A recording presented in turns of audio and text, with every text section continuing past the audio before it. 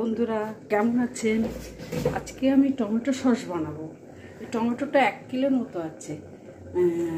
এই তেজপাতা দিলাম, এই বেসিল, তুলসী পাতা, এগুলো মিষ্টি তুলসী পাতা, এই আদা, আর এখানে আছে এগুলো নুন দিয়েছি, নুন দিয়ে আর এই হট চিলি দিয়েছি কয়েকটা, একটু টক ঝাল মিষ্টি হবে সসটা। আর এইগুলো দিয়ে, আর এখানে এই যে মৌরি আছে, তারপরে আপনার এই যে এলাচ, দালচিনি, লবঙ্গ, এক টুকরো দালচিনি দিয়েছি, একটা এলাচ আর দুটো লবঙ্গ, যাতে সেন্ট।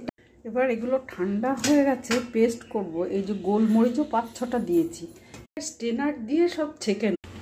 এবার আমি অনেকটা রিডিউস হয়ে গেছে, হাই হিটে কুক করছি।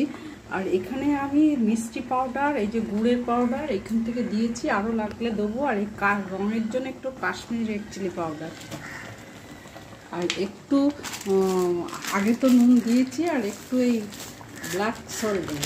আরও আমাকে মিষ্টি দিতে হয়েছিল। আর এই আমচুর পাউডার দিই, চামচের মতো ভিনিগার দিলাম প্রিজারভেশনের জন্য। ঠান্ডা হলে তাহলে বয়মে